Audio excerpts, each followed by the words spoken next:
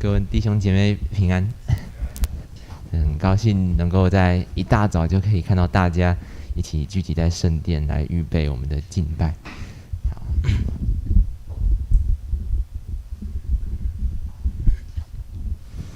至于我必凭你丰盛的慈爱进入你的居所，我必存敬畏的你的心向你的圣殿下拜。耶和华，求你因我的仇敌，凭你的公义引领我，使你的道路在我面前正直。那我们可以一同起立，然后来唱我们的诗歌敬拜，是一首可能新的诗歌，可能大家比较不熟，但我们可以把诗歌的内容可能化作我们的祷告，或化作我们要对神所说的话，来一同敬拜。世界真光，你照亮黑暗世界，开我双眼能看见。主你荣美，使我心敬拜你，我愿一生跟随你。如今我来敬拜，如今向你匍匐，我要向你说，你是我神。主你是全然美丽，你是完全配的，你是何等奇妙，我的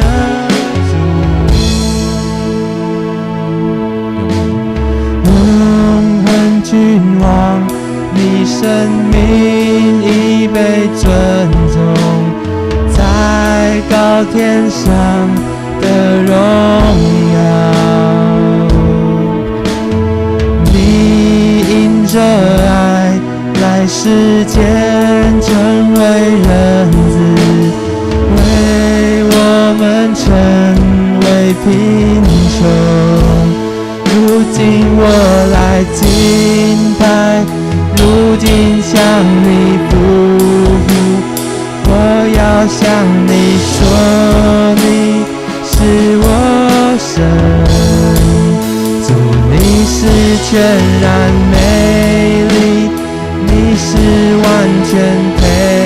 的，你是何等奇妙，我的主。再来敬拜他说，敬拜敬拜，如今向你匍匐，我要向你说，你是我神。主你是全然美丽，你是完全配的，你是何等奇妙，我的主。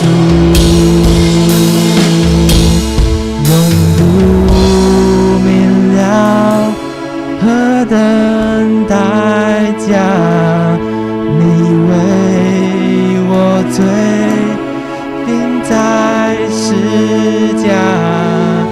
永不明了何等代价，你为我罪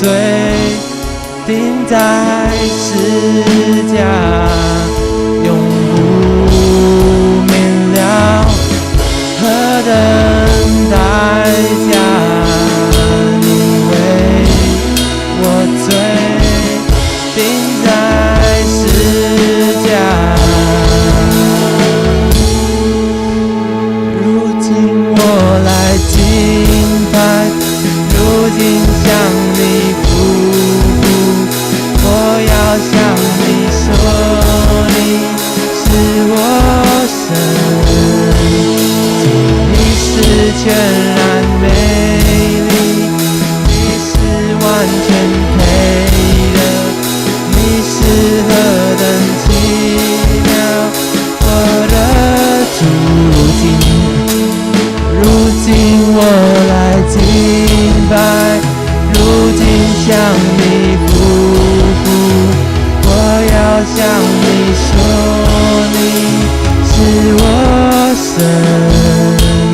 主你是全然美丽，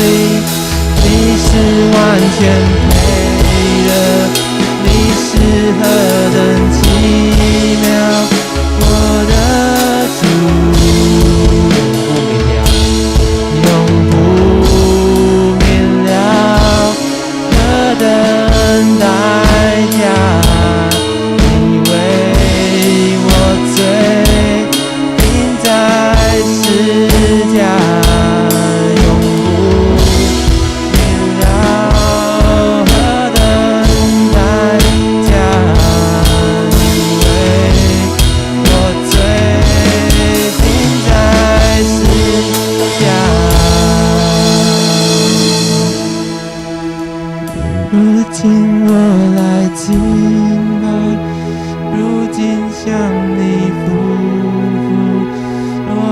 向你说，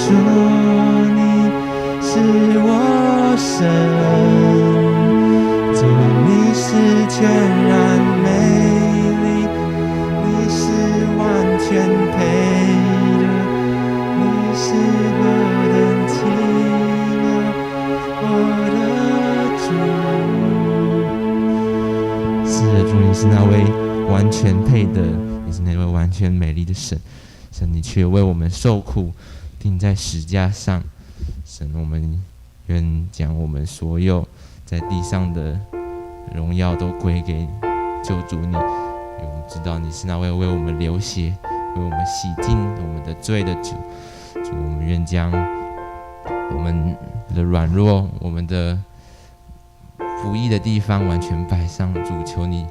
来洗净我们，也求你使用我们。让我们成为可以在地上荣耀你名的器皿，能够成为在这里一同敬拜的器皿。主，求你使用我们，也使用我们每一个人的口，也使用我们每一个乐器，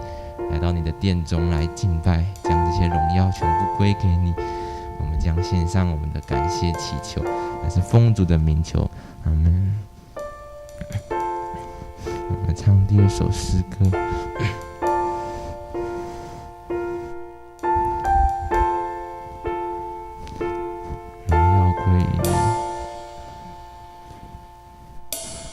荣耀归于你，权柄归于你，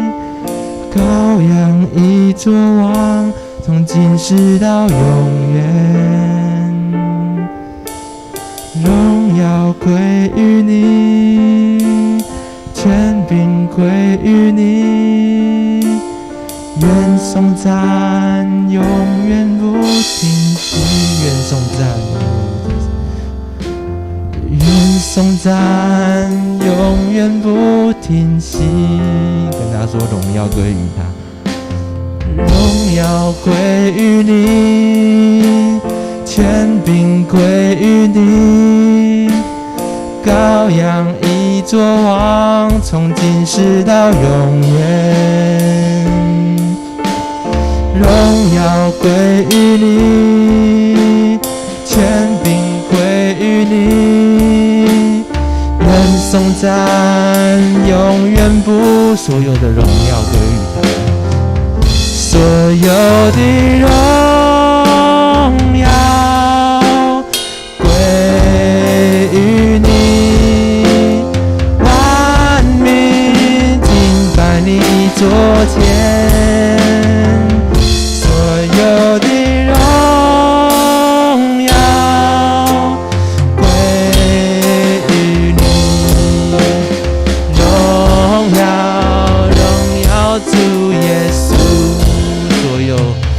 所有的荣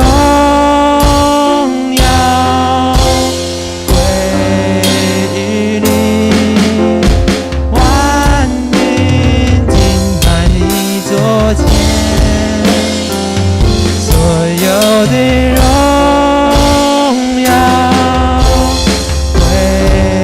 于你，荣耀主耶稣，荣耀归于你。归于你，权柄归于你，荣荣耀归于你，权柄归于你，荣耀归于你，权柄归于你，荣耀归于你，权柄对他说荣耀归于他，荣耀归于你，权柄归于你，荣耀归于你，权柄归于你，所有的荣耀归于你，万民敬拜你座前，所有的荣耀归于你，荣耀主耶稣，所有的荣耀归于你，万民敬拜你座前，所有的荣耀归于你，荣耀主耶稣，所有的荣耀归于你，荣耀主耶稣，所有的荣耀归于他，荣耀主耶稣，荣耀主耶稣，愿所有荣耀颂赞归于他。会众请坐。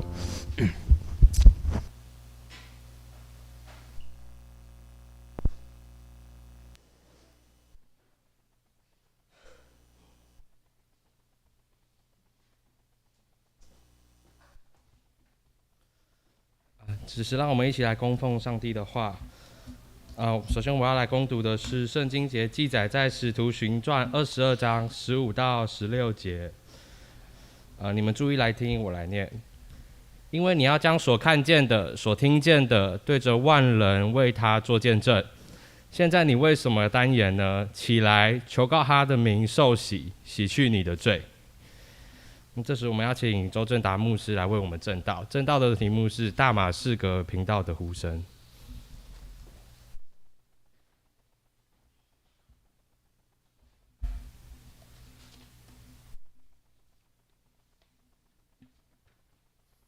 各位弟兄姐妹，大家主里平安。好一阵子没有在这里跟大家一起来崇拜。今天呢，我有这份荣幸，能够在这里再一次的来跟大家一起分享神的话语。那我们一起就来看一看，在《使徒行传》在22章里头，整章他所写的，他到底告诉了我们些什么？我选用22章的第15到第16节，刚刚思慧为我们读。你所要看见、所听见的，对着万人为他做见证。这个为他做见证，就是保罗的呼召。保罗一生呢，都是在为主做见证。当保罗为主做见证之后呢，其实他的生命，他的这个后面的整个走过的人生都是在主的安排之下。不管是向人做见证，或是被刮、被砖、被鞭打，下到监狱里面，他都在做见证。所以我们就看到，在这个做见证的这个主题围绕之下，我们看到，当保罗他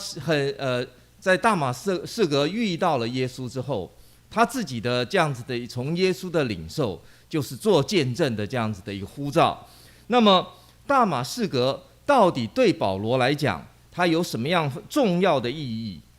在大马士革看到这个光的人有非常的多，可是为什么只有保罗他收到这样的一个做见证的一个使命？我们可以看到，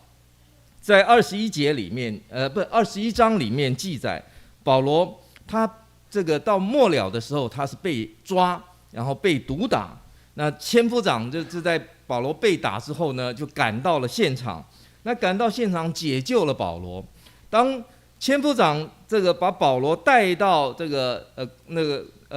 官府的面前的时候，那个保罗伤还在身上，还很痛的那种状态。那我们就进到22章，在22章我们看到他立即抓住了机会，向那个打他的那群群众们来说话，就是做见证。所以呢，他这样子的一个说话，我们看到22章一开始就告诉我们说，保罗用的是他们的话，也就是用家乡话，用希伯来文来跟大家来说明他为什么会被抓，为什么会被打，说明他真正的理由何在。所以第二节里头，保罗圣经节告诉我们说，他身在希腊，可是呢，他能够用标准的希腊话对千夫长之外，还能够用标准的希伯来文面对逼迫他打他的这群群众们。所以这个就是保罗，他是一个住在外邦地区的一个希伯来人，他用这样子的一个双重身份，他来做这样子的一个宣教事工是非常合适的，而且是恰当的哈。那他面对一群希伯来人的时候，他呢，身为旅居希腊地区的希伯来人，他就用标准的希伯来话来面对这群逼迫他的群众，然后他告诉这些群众们，他所信的耶稣就是他们过去到今天所拜的那位神。但是我们看到整个这个在使徒行传也好，或是在整卷新约书信里面也好，都告诉我们，当福音传出去的时候，不是大家都信，而是大部分的人不信。所以不信的人就起了那样子的一个反对的心态，要抵挡保罗。所以保罗呢，告诉这些人，你们的不信就是过去的我，过去我也像你们一样的逼迫基督徒，一样的这样子的这个反对这个耶稣就是基督，就是弥赛亚。所以那个时候的保罗就跟后来逼迫他的人是一模一样的那样的模式，要这个把这基督徒抓到下到监牢里面去。所以世人都想靠自己的热心，他们想要成全神的心意，但是呢，他们却没有去体贴神的心意，所以他们想要靠自己的努力去得救，特别是法利赛派的人。所以法利赛派的人逼迫基督徒是逼迫的最凶，然后当他们呢抓到了基督徒的时候，就希望能够基督徒要被下到监里头去，不再继续的在传福音。保罗跟他们过去的保罗跟他们是一模一样的，所以保罗跟众人的这个差别就在他在大马士革遇见了神。当他呢在过去到现在的时候，我们看到他呢知道他自己遇见神之后，他的生命被改变。当他在改变了的生命，他呢能够传，他就尽量的去传福音，能够避免被抓、被打、被下监，他能避免就尽量避免，但他知道无可避免，所以他就直接面对。所以我们看到他21章后半告诉我们说，能够避免受苦，他就不做无谓的牺牲。那到21节，我们看到不是21章的39节里头，他说受苦是为了要争取机会来对人做见证。所以我们看到保罗一直都在预备好自己做见证，不管他是自由身，或是他是被抓下到监里头，他都不断的传福音。做见证的时候，他的态度是非常的良好，有礼貌而不谄媚，谦卑而不惧怕，更不会这个摇尾乞怜啊，这个祈求人家来听他。所以保罗的见证让我们看到，这是他的一个被翻转之后的一个表现。然后在这里呢，是他第二次的蒙召，第一次是在大马士革，在第6节到第10节里头所说的。所以我们看到第3节，他介绍了他自己，他呢是忠贞的犹太人身份，而且他介绍他的3个面向。第一个就是他的出身，然后呢，早年父亲的教养，特别是母亲对他的影响力。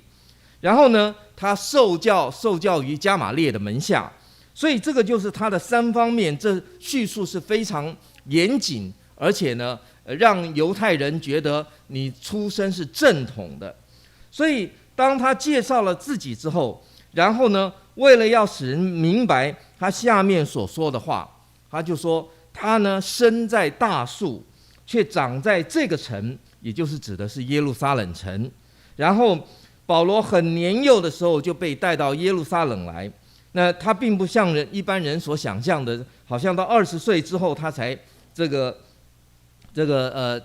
那到耶路撒冷，20岁之前都在大树，这是错误的。他幼年的时候就被带到耶路撒冷城，受教于加玛列的门下。所以呢，他呢在后面漫长的这样子的一个岁月里面，他呢以宣教士的身份来公开自己，来跟人这些这个外邦人做见证的时候，我们看到他第一次的踏上宣教，就是到大树去，回他自己的家乡啊。而且呢，当他呢在自己家乡的时候，那个时候他只是知道他被翻转，但是没有走上宣教之前呢，是那个巴拿巴到大树去把扫罗找出来，带着扫罗在身边，然后在教会里面来服侍了1年多，快2年的时间。所以呢，他见证在第3节说，如今的他是被神改变了。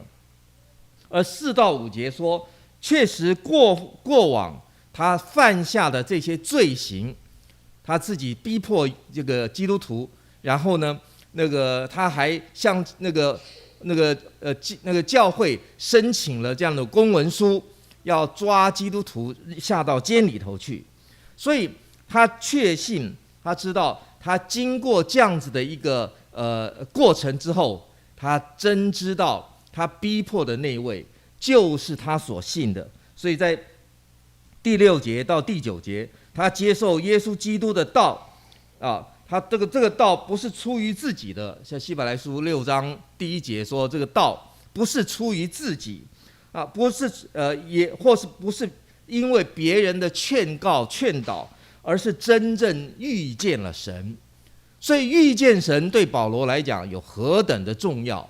我们都需要遇见神。我们在没有遇见神之前，我们好像透过脑子去认识基督，透过读经去了解神，可是没有透过心里面，没有透过我们的情感、我们的意志力去接触神的时候，我们仿佛知道，但不全然的明了，仿佛看是看见了，却看不清楚，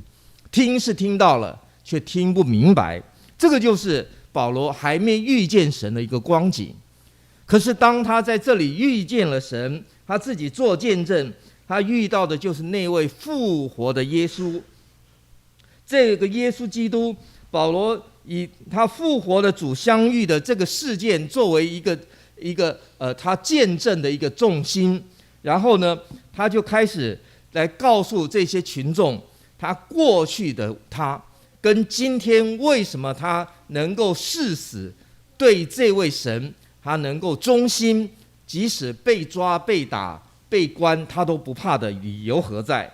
所以他确认基督在第6到第9节说，就是教会，基督跟教会是一体的。那基督在教会里面，教会就是他的心腹，他是新郎。所以他就确信他自己的信仰就是信这位从这个神而来的弥赛亚。他确认神对他的呼召是什么？是宣教的一个呼召。当他告诉这些群众说，神呼召他要对外邦人宣教的时候，我们看到圣经记在这里非常的清楚，而且很值得玩味。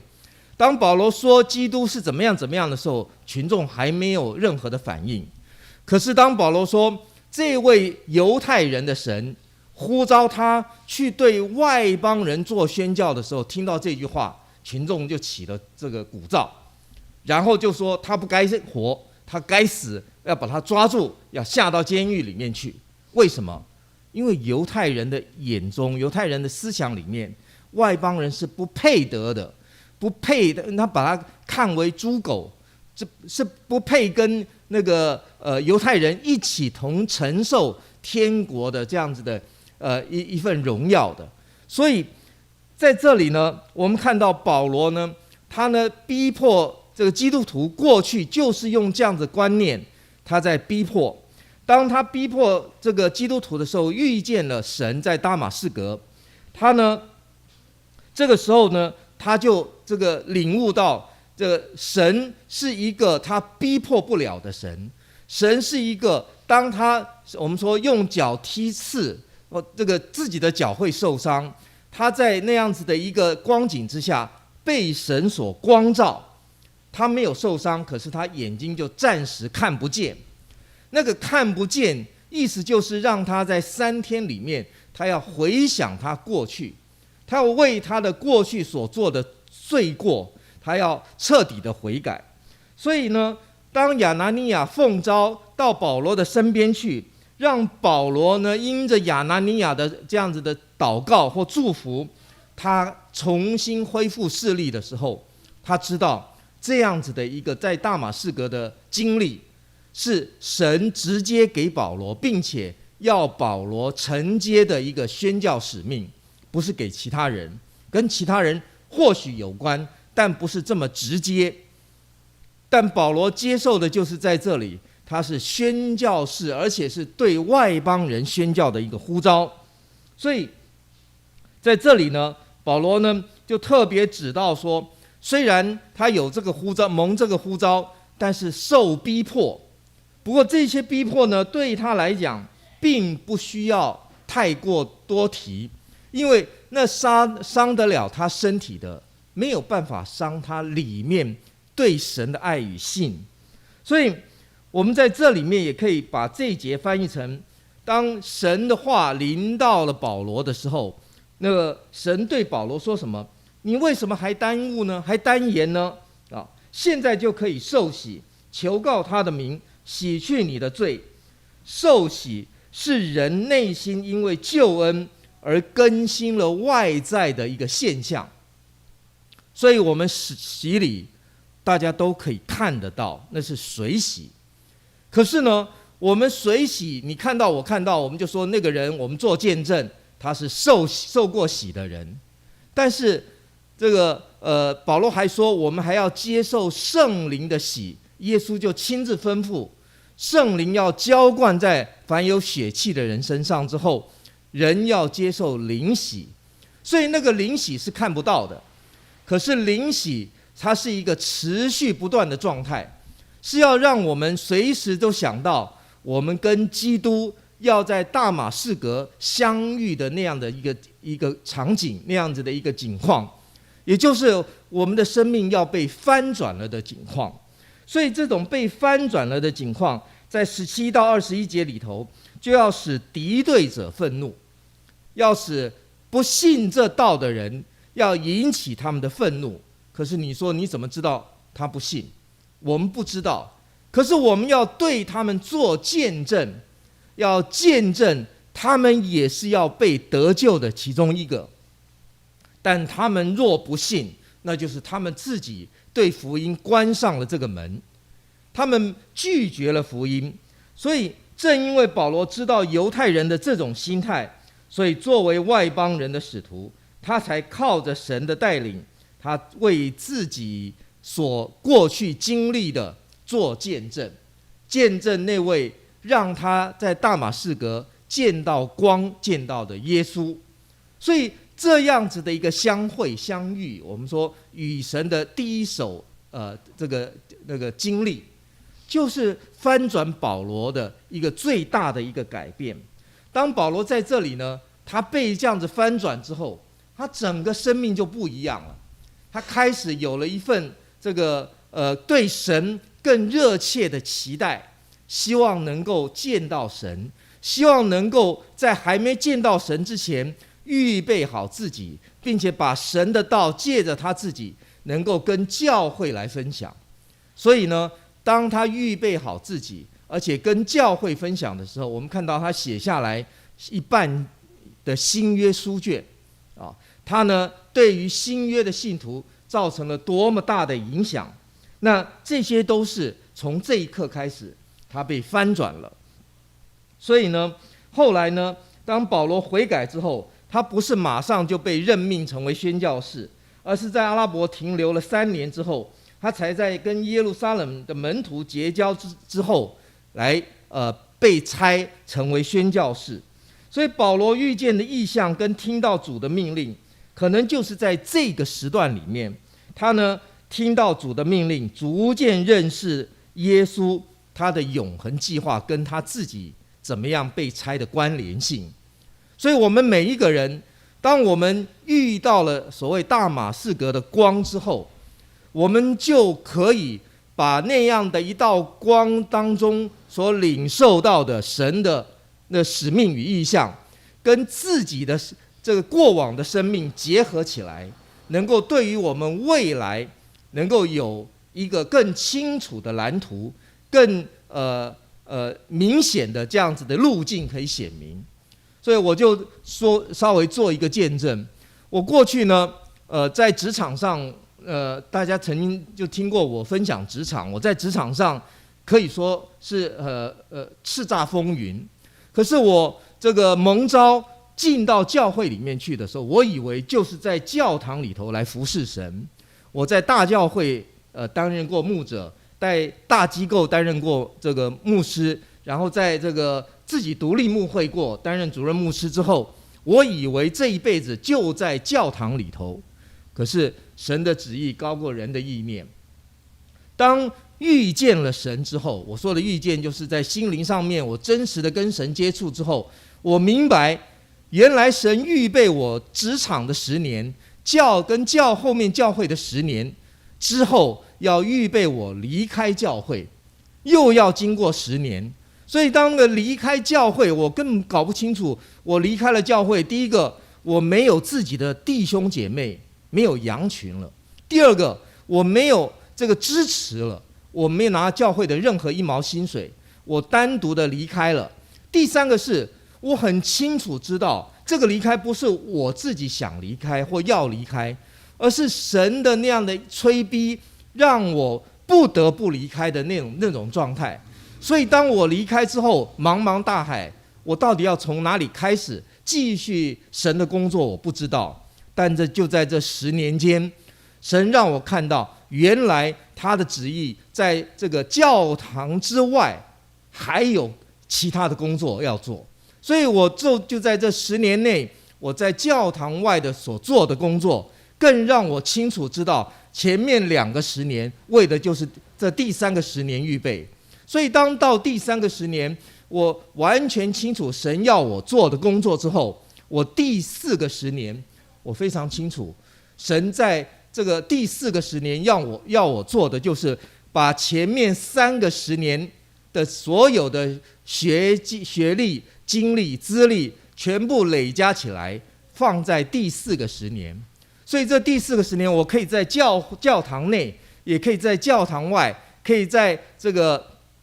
教会里面，也可以在世界里面，我都可以服侍，因为那个路被开广了。所以这样子的一个遇见神，就是让我慢慢这个清楚知道说神的带领，但是在那一瞬间刹那之间，让我豁然的开朗，知道前面的预备都是为了后面来做准备。所以保罗也是一样，在大马士革，当他遇见了神的时候，他有一段眼睛瞎掉的时间3天，但是那3天让他思考了非常的多。他去想到他的过去怎么样逼迫了基督徒，他的过去怎么样抵挡了这位耶稣，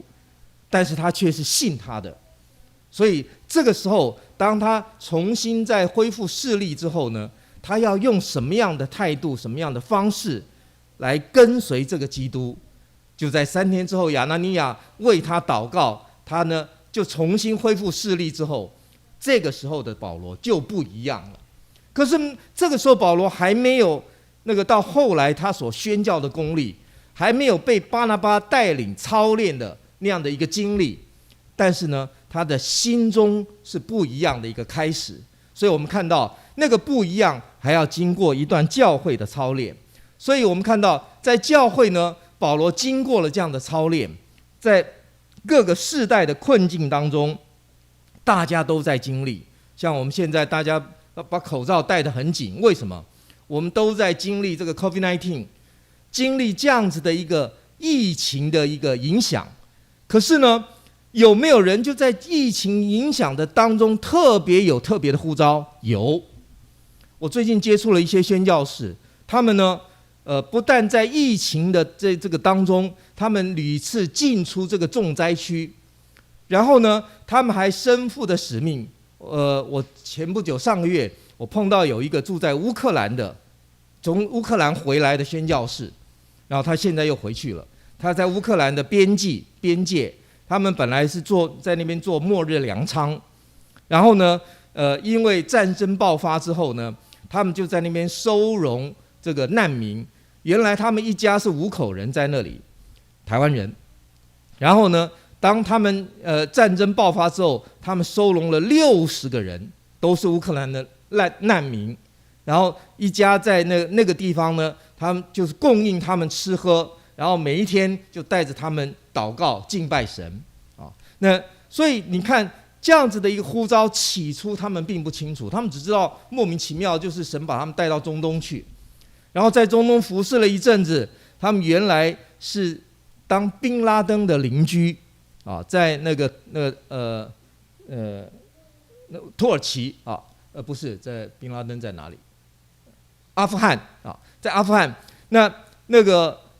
后来呢，他们又从那个地方撤退之后，在第2次转进到乌克兰，在乌克兰刚买了这个房子，在这个自己动手装修，自己这个做内部的装潢，才刚好没多久，战争爆发啊。那他们的所处的地方，这个离边界大概只有这个30公里不到，开个车10分钟。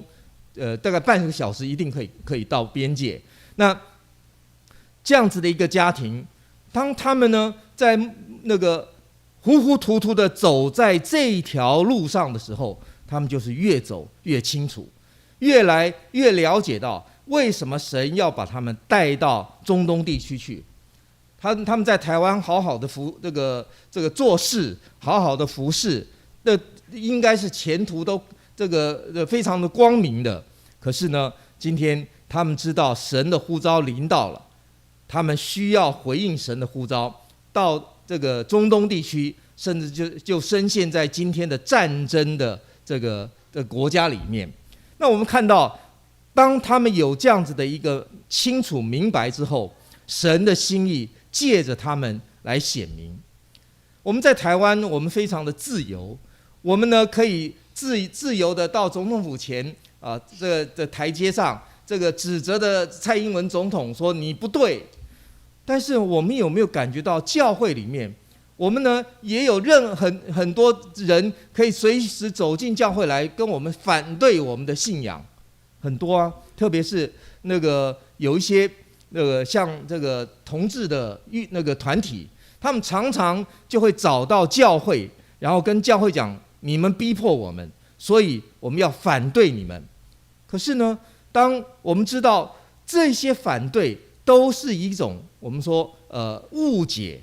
我们并不反对这样子的一个人的这个人权，可是我们反对的是圣经里面所说的不该做的事情。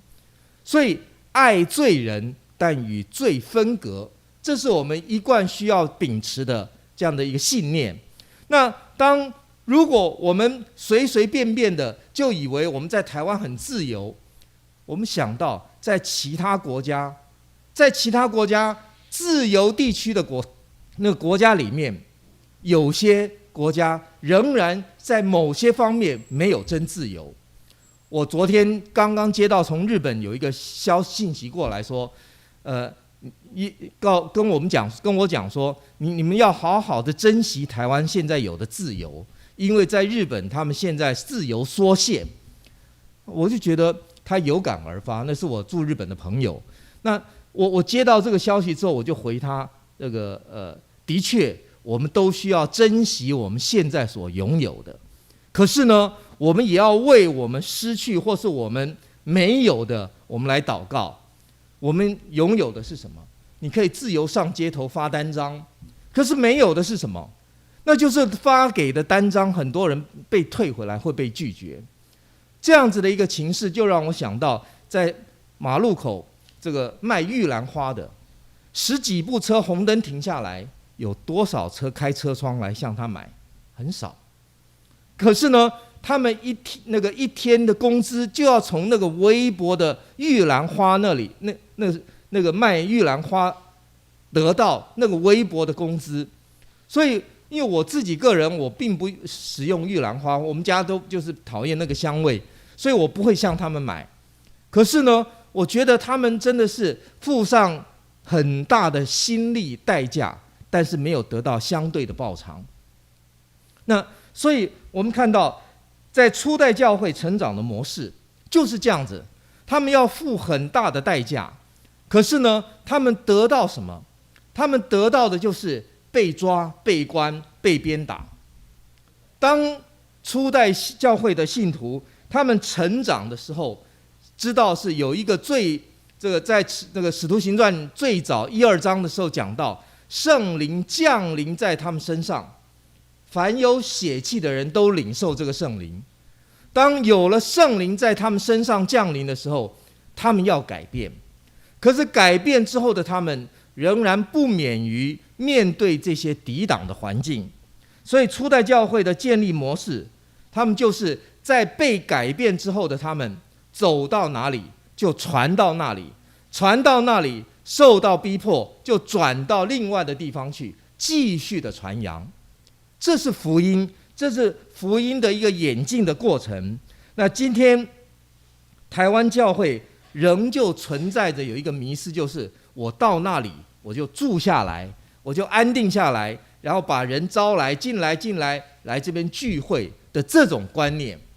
我们需要打破这种观念。我走到这里，我就要在这里传扬。当传扬之后呢，我要怎么传？我要出去传，我不是进来传。所以我出去传的时候，我就有一份被差遣的使命。那这个被差，就是我以前曾经说过的宣教，叫做差传。被差遣，差出去哪里？去到那里就传扬福音。所以差传应该是更吻合今天所说的宣教服事。所以福音使者是不是仍旧在经历类似的拦阻？是。但是呢，我们今天经历到的拦阻，不像以前要这个担心被抓、被关、被打，反而我们要担心的是，我们有没有用在地人他能够理解的话来对他们传，还是我们在说我们的阳关道，他在过他的独木桥。所以这些都是我们要思考的。当我们思考了这些之后，我们就看到今天的教会界，我们呢仍然没有太多的这个省思，以至于我们自己教会界在打架。我们不去接纳这个别的教会的这样的不同的做法，我们彼此互相，这人家说狗咬狗，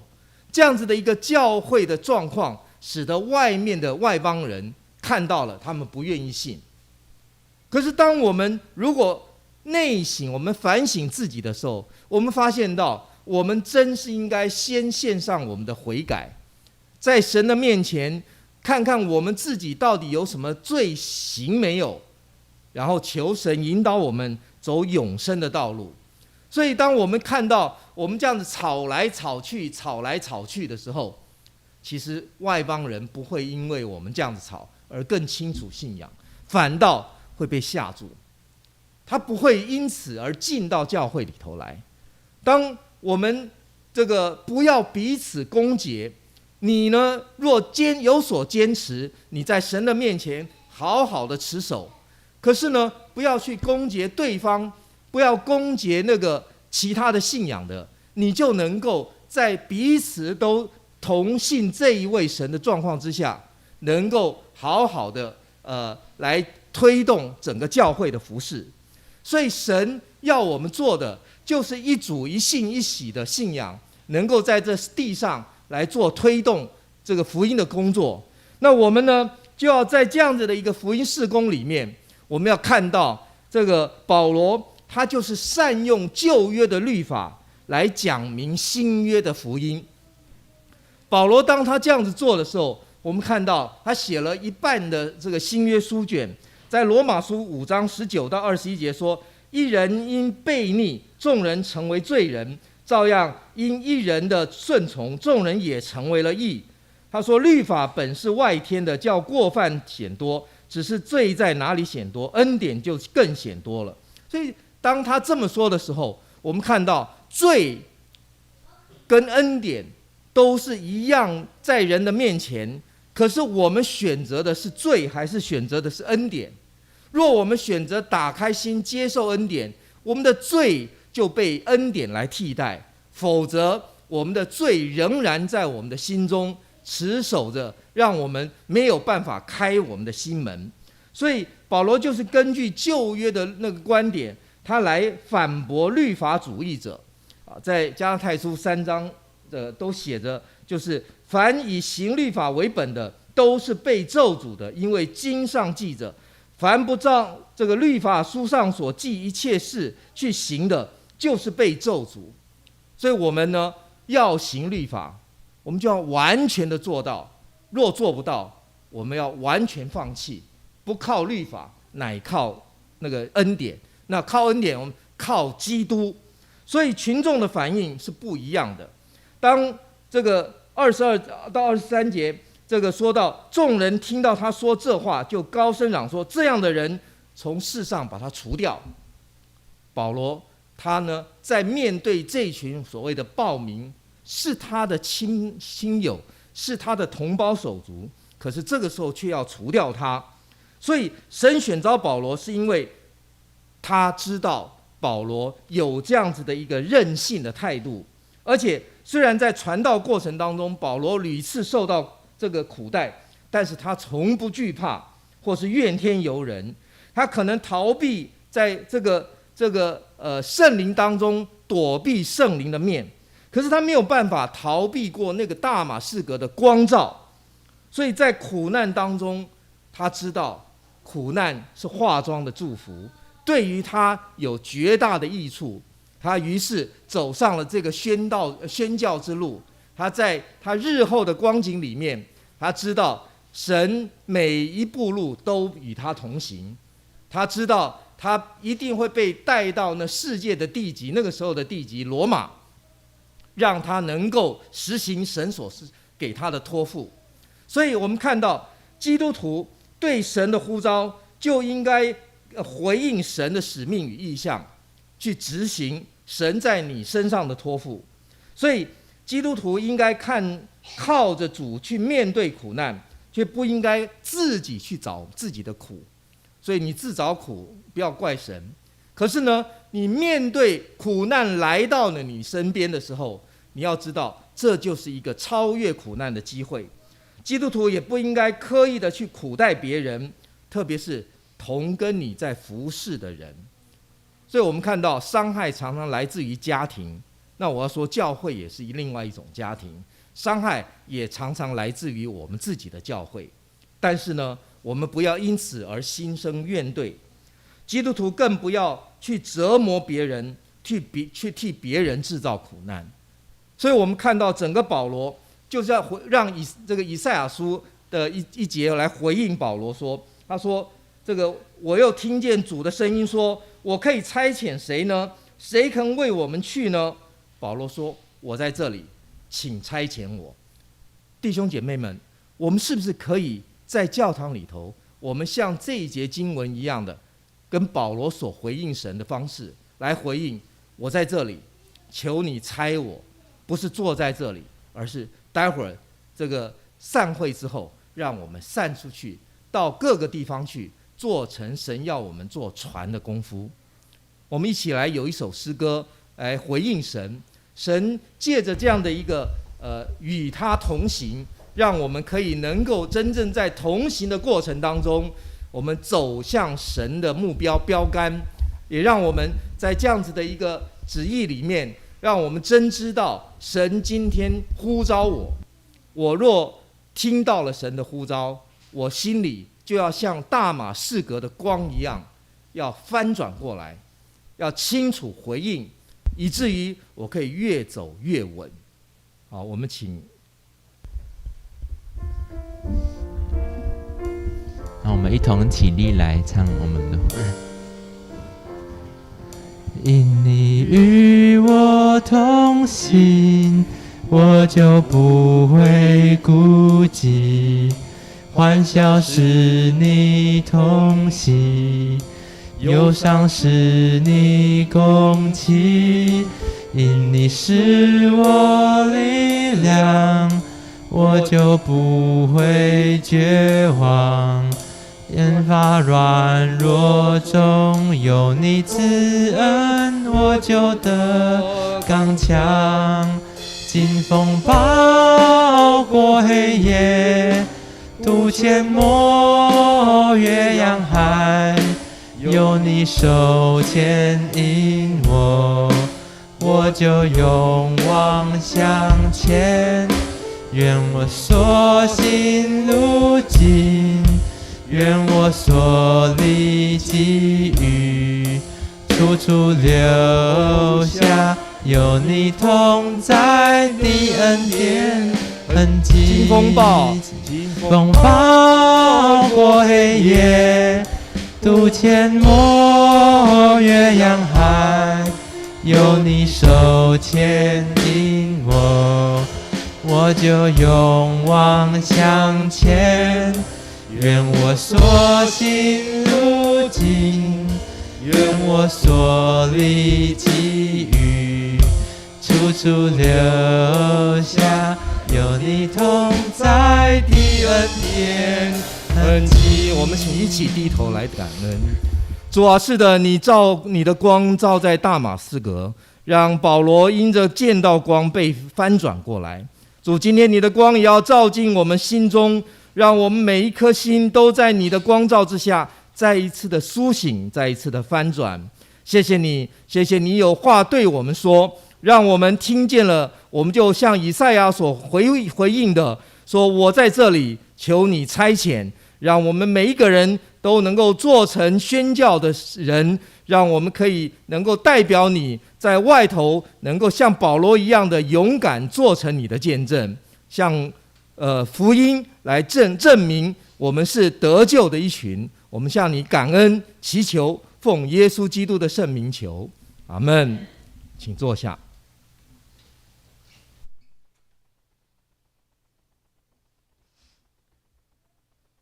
请大家依然站立，我们以奉献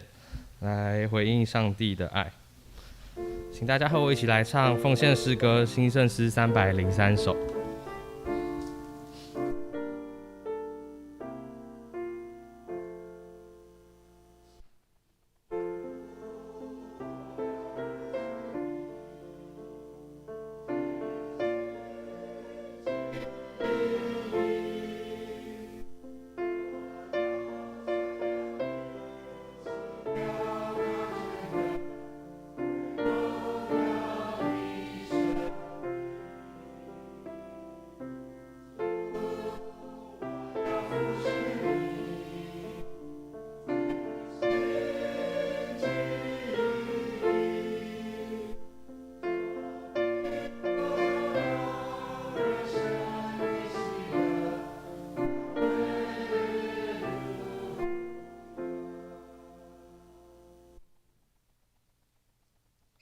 请坐。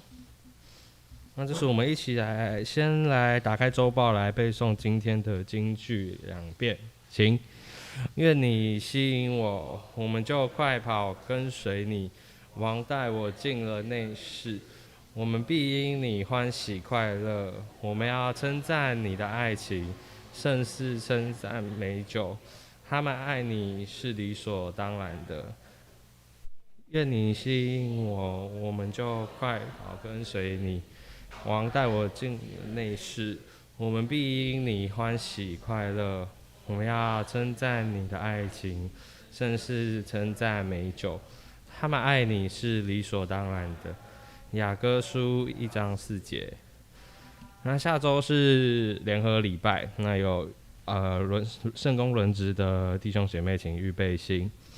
那报告的事项，本周五4月15号是受难日，那本会晚上7点半会举行祈祷会，那也欢迎会友踊跃参加。那当晚也请会友能够一同的来进食祷告。那下周日4月17是复活节，那请我们也以喜乐、感谢、盼望的心，一起来庆祝耶稣基督的复活。那4月24号的下午，礼拜天下午有邀请蔡玉玲姐妹分享当代女性生涯发展的专题，也请弟兄姐妹能够一同踊跃来参与。那另外教会是目前有持续推动背金句的活动。那今年是使徒书信100句，那已经有请叶长老来整理印出，欢迎大家来索取。那使徒书信的前50句的背经比赛预定是在7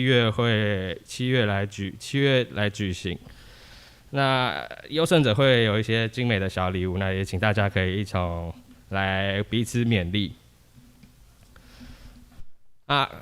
公祷的事项，我们也为了本土疫情目前升温来祈求，来求主保护每个家庭、每个人的平安，那也保守疫情不要再扩散。我们也持续为了乌俄两国的战争，有求主能够尽快四下和平来做祈祷。这是我们一同起立来做公祷。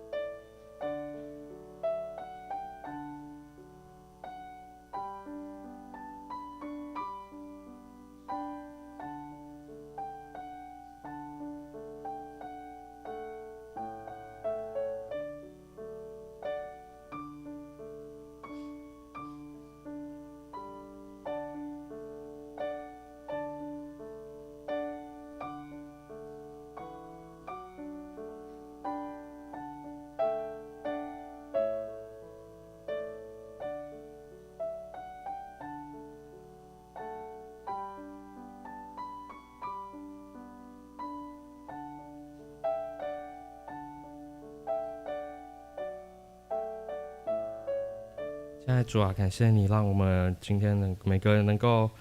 平安的来到主你的殿中，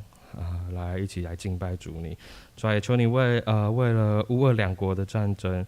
的发生了许多不人道不义的事，就求主你能够尽快的四下和平，来恢复和平。我们也为了这两国的战争持续来为你来持续来向你来代祷，向你来祈求，求主也你能够来保守台湾的疫情，虽然不断的在升温的趋势，也求你能够保守每个人的身体健康，每个人的心灵也能够平安，也求主你能够让我们每个人能够将我们所看见所听见的能够为主你的将你的福音能够传扬出去，不单单只是在教会内，也能够将这个福音带到教会外。主要感谢你，也求主你能够来垂听我们的祷告，也能够接纳我们的软弱。主要感谢你，我们这样子祷告是奉主耶稣基督的名求，阿们。这时请大家依然站立，我们来唱颂龙诗歌新圣诗392首。颂龙完后，请周正达牧师为我们祝祷。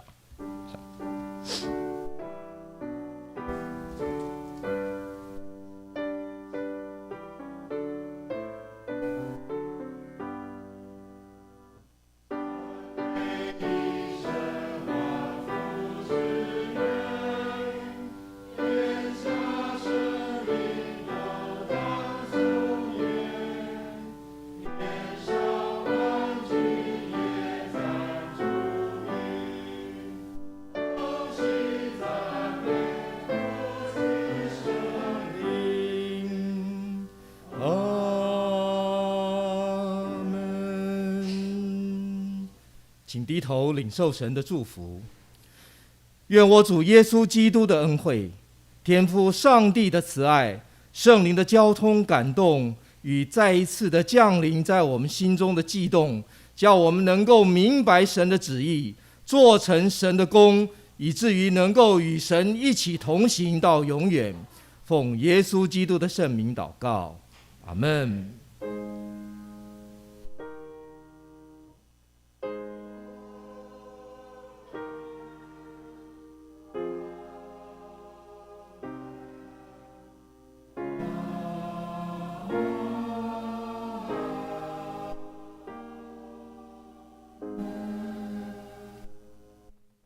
请坐，默祷闭会。